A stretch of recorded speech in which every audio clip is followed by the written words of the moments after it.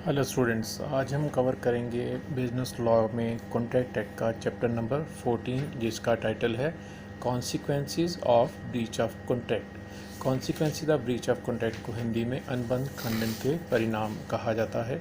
इससे पहले वाले चैप्टर्स में हम कवर कर चुके हैं कि कॉन्ट्रैक्ट का मीनिंग क्या होता है, जिसमें हमने कहा था कि एक कॉन्ट्रैक्ट में दो पार्टी शामिल होती हैं, दोनों पार्टी एक प्रॉमिस करती हैं, दोनों पार्टीज़ को अपना अपना प्रॉमिस पूरा करना होता है। जब कॉन्ट्रैक्ट में शामिल दोनों के दोनों पार्टीज अपना अपना प्रॉमिस पूरा कर देती हैं तो वो कॉन्ट्रैक्ट परफॉर्म हुआ समझा जाता है, कंप्लीट हुआ समझा जाता है, या हम कहें कि वो ख़त्म हुआ समझा जाता है।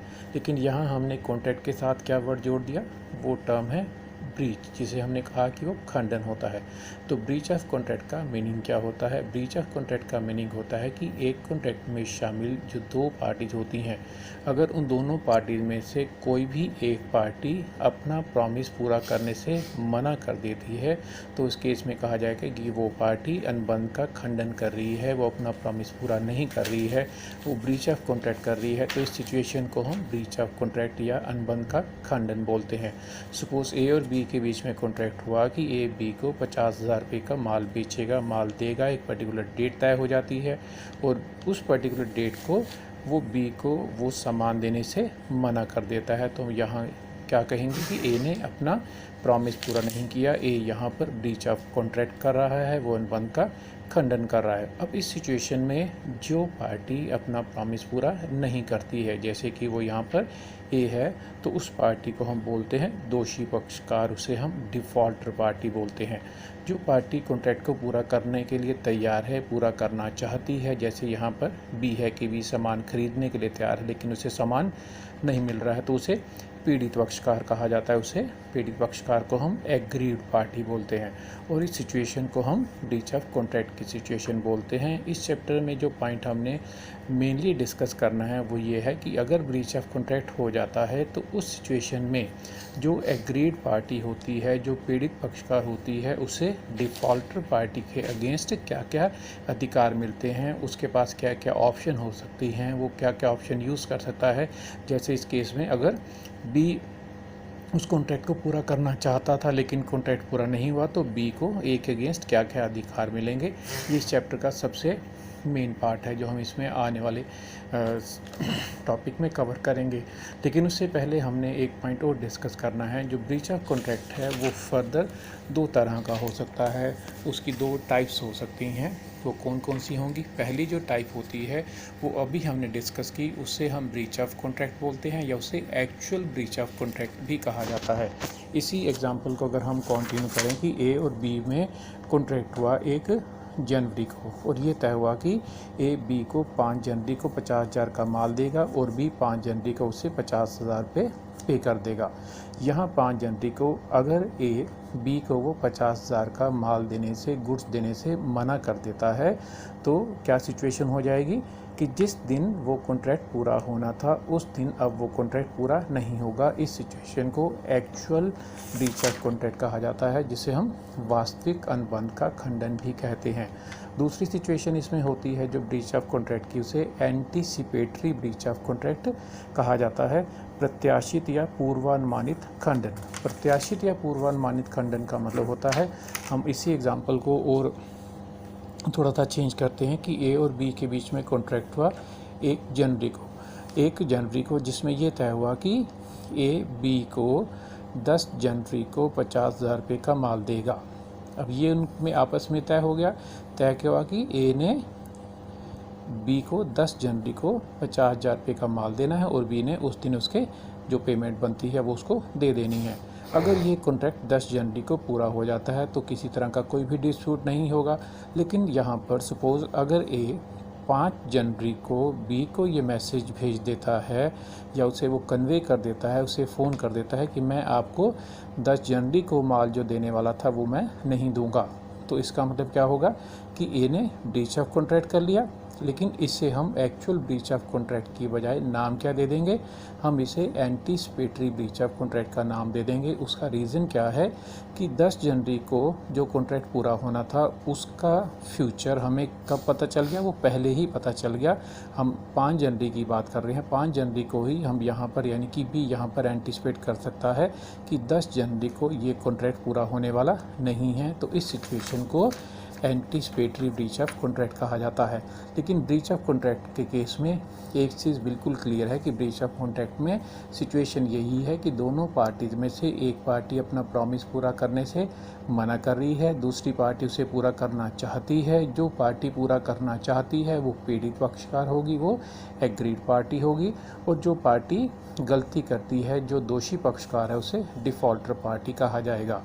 इस चैप्टर के अगले हिस्से में इससे जुड़ा हुआ बड़ा इम्पोर्टेंट पॉइंट हमने कवर करना है, जो फाइनल एग्ज़ाम्स के हिसाब से भी मोस्ट इम्पोर्टेंट क्वेश्चन की कैटेगरी में आता है, वो है remedies available to the agreed party for breach of contract.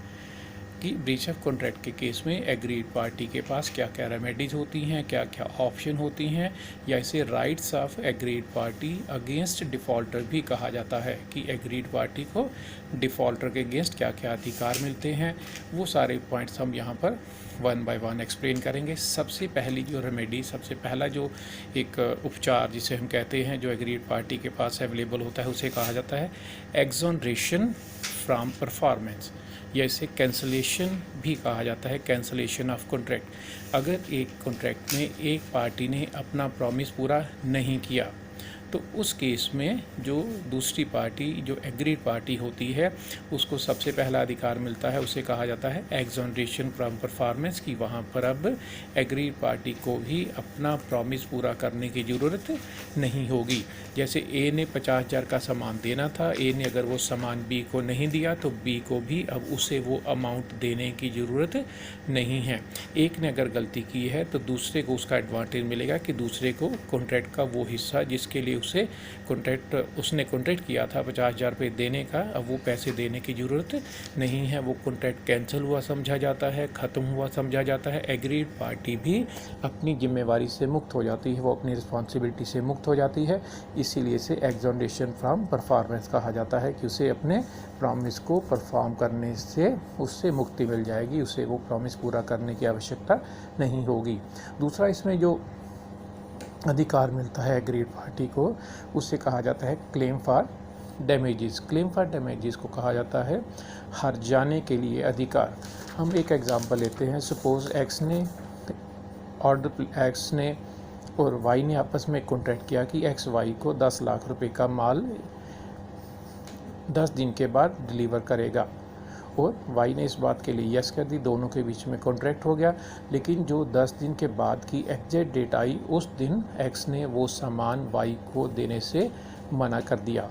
Y अब एग्रीड पार्टी हो गया, एक्स हो गया डिफ़ॉल्टर, और वाई ने अपने सामान को, जो उसने सामान मंगवाया था, उसने अपने अलग अलग कस्टमर को देना था, उसके लिए वो ज़रूरी था, उसने वो सारा सामान मार्केट से इमरजेंसी में ख़रीदा और उसे वो सामान 10,20,000 रुपये में 10,20,000 में मिला, क्योंकि उसने वो इमरजेंसी में ख़रीदा, बड़े शॉर्ट नोटिस पे ख़रीदा।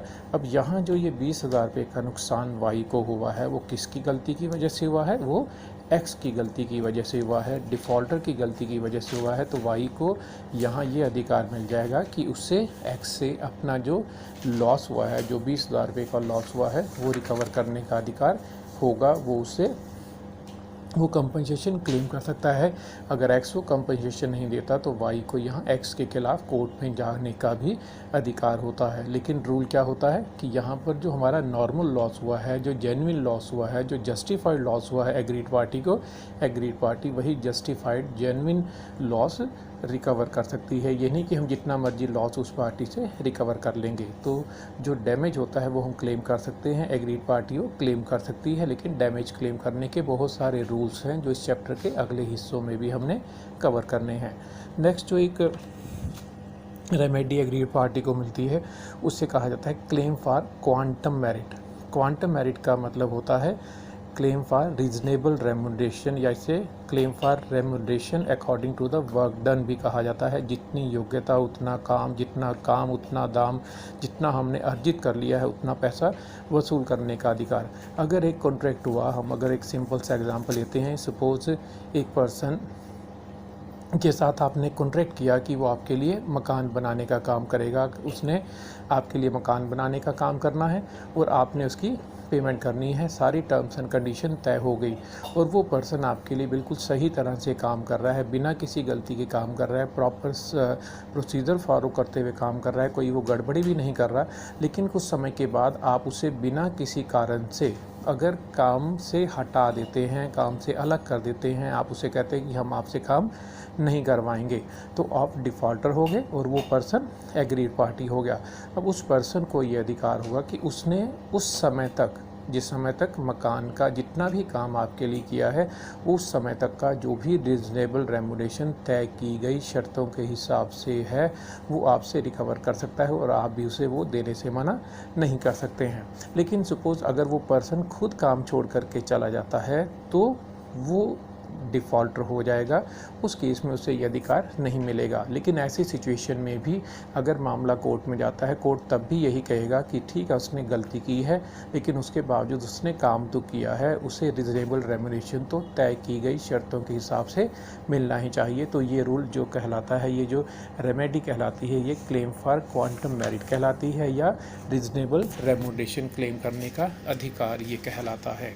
नेक्स्ट जो एग्रीड पार्टी को ऑप्शन मिलती है उसे कहा जाता है claim for specific performance. Claim for specific performance का मतलब होता है कि अगर हम किसी पर्सन के साथ कॉन्ट्रैक्ट करना चाहते हैं और वो कॉन्ट्रैक्ट एक उसकी पर्सनल कैलिबर की वजह से आप कर रहे हैं, उसकी नॉलेज की वजह से कर रहे हैं, उसकी स्किल की वजह से कर रहे हैं, उसकी रेपुटेशन की वजह से कर रहे हैं, तो आप चाहते हैं कि वो कॉन्ट्रैक्ट वही पर्सन पूरा करे, उसके अलावा वो कॉन्ट्रैक्ट कोई दूसरा पर्सन पूरा नहीं कर सकता। तो जहाँ स्पेसिफिक पर्सन ने स्पेसिफिक सर्विस प्रोवाइड करनी है, कॉन्ट्रैक्ट को आपने बाकायदा जो है वो से लिखित में किया है, तो आप ये ही चाहते हैं कि कॉन्ट्रैक्ट हर हाल में पूरा हो। लेकिन अगर वो पर्सन उस कॉन्ट्रैक्ट को पूरा करने से मना कर देता है, तो आपको कॉन्ट्रैक्ट की इम्पोर्टेंस को ध्यान में रखते हुए स्पेसिफिक रिलीफ एक्ट के अंतर्गत कोर्ट में ये अपील करने का अधिकार मिल जाएगा कि आप उस पर्सन को वही कॉन्ट्रैक्ट उन्हीं टर्म्स एंड कंडीशन पर पूरा करने के लिए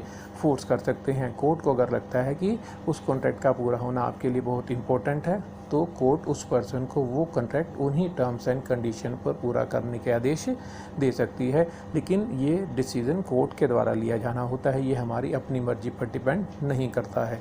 और ऐसा आमतौर पर जो जिन सर्कमस्टांसिस में होता है, वो सर्कमस्टांसिस होते हैं कि जहां उस पर्सन ने आपको पर्सनल सर्विस प्रोवाइड करनी है, उसकी नॉलेज, उसकी स्किल की वजह से कॉन्ट्रैक्ट किया गया था, और इसके अलावा आपके लिए कंपनसेशन इंपॉर्टेंस नहीं है, आपके लिए डैमेज क्लेम करना इंपॉर्टेंस नहीं है, आप उसी कॉन्ट्रैक्ट को पूरा करने में ज़्यादा इंटरेस्टेड होते हैं, तो स्पेसिफिक रिलीफ एक्ट के अंतर्गत कोर्ट अगर चाहे तो आपके द्वारा एप्लीकेशन दिए जाने पर इस तरह का ऑर्डर जारी कर सकता है कि वो पर्सन जिसने कॉन्ट्रैक्ट को पूरा करने से मना किया है, वो पर्सन आपके लिए उस कॉन्ट्रैक्ट को उन्हीं टर्म्स एंड कंडीशन के हिसाब से पूरा करेगा जिन टर्म्स एंड कंडीशन के हिसाब से वो सारा तय किया गया था।